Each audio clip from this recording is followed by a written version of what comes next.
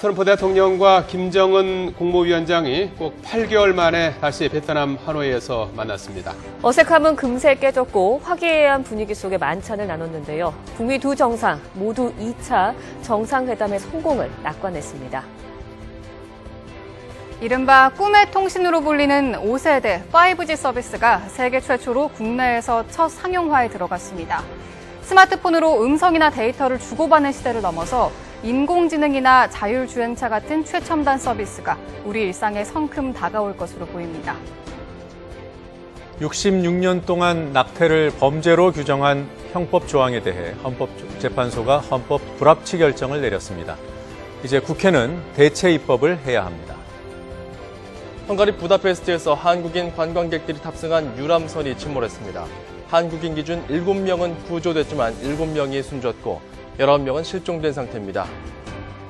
네, 아쉬운 역전패였습니다. 하지만 값진 준우승입니다. 우리 선수들은 마지막까지 후회 없이 뛰었습니다. 서로를 격려하고 우크라이나 선수들에게는 박수를 보내는 품격도 보여줬습니다.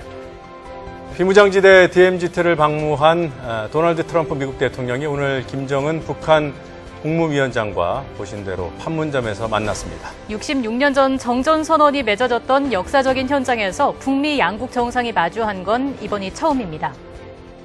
수출 심사 과정에서 우대 조치를 받는 화이트리스트에서 한국을 제외하는 일본 정부의 조치가 내일부터 시행에 들어갑니다.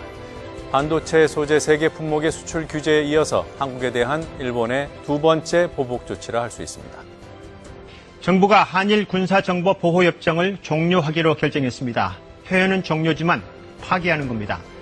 최근 일본의 경제 보복으로 두 나라 안보 환경에 변화가 생겼는데 군사정보와 같은 민감한 정보를 공유하는 게 더 이상 국익에 맞지 않다 이렇게 판단했다고 했습니다.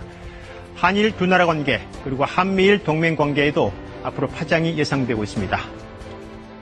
33년 만에 화성 연쇄 살인 사건의 유력 용의자가 드러났습니다. 네, 관련 살인 사건 9건 가운데 3건의 증거물에서 나온 DNA가 일치하는 50대 무기수입니다. 경찰은 조심스럽게 사건의 조각을 다시 맞춰 나가고 있습니다. 네, 조국 장관이 오늘 오후 전격 사퇴 의사를 밝혔습니다.